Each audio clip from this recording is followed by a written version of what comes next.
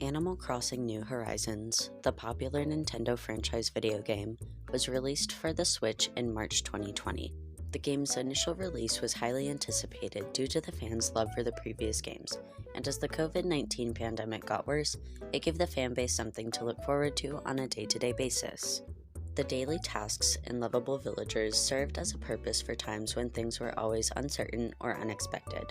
The most important thing it did, however, was virtually bring a lot of people together to discuss and further understand their shared interest. Over the course of a few months, fans, old and new alike, were sharing the latest content based on Nintendo and their own discoveries. Things such as what items you could get to fill up your museum, decor styles, and other ideas were spread across social media for others to interact with and gain inspiration from.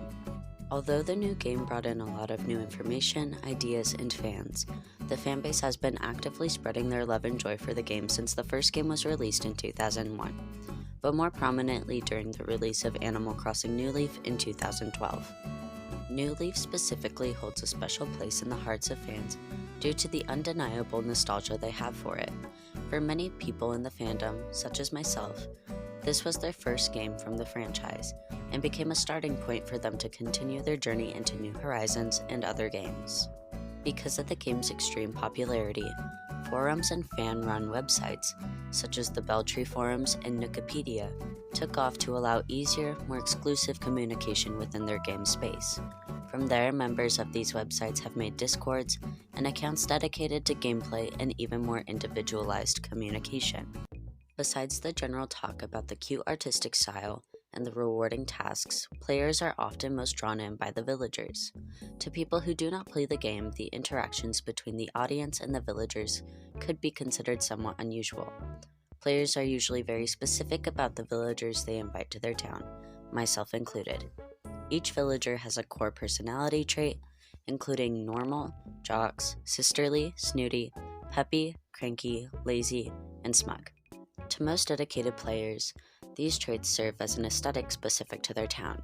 As discussed by this thread in the Beltree forums, fans are primarily focused on the PWP or public works projects they bring to the town, and the look of the villager. New Horizons also brought in a new idea to the game, where you can only unlock specific skills from certain villagers.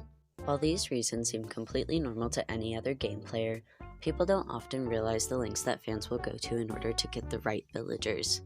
In the case of New Horizons, fans will spend weeks at a time gaining enough in-game rewards to search for the exact villager they want, oftentimes going to over 20 different locations just to find one specific one. The inconvenience of doing so has nonetheless become so normalized within the community because the character hierarchy has been so prominent since the game's creation. The style and the design of the characters is almost critical for the player's enjoyment of the game. Due to this, there are some villagers that are insanely more popular than others, even going as far as calling the least liked ones ugly villagers. A quick search on any platform will show you a tier list upon tier list, ranking them based on personal preference or general popularity. Either way, the fandom's most discussed subject about the game itself is the characters, because of how much they define the game for each member individually and as a whole for the community. Regardless of the content people choose to discuss, the fanbase is, and always has been, incredibly devoted to the game and stays up to date with the information as much as possible through several different forms. The game has been a thing of importance for people to relax, play, and have a good time within a supportive and fun environment. Without the release of New Horizons, this specific fandom would have been entirely lost during the pandemic as far as the community goes, so it will forever be a treasure for everyone in it.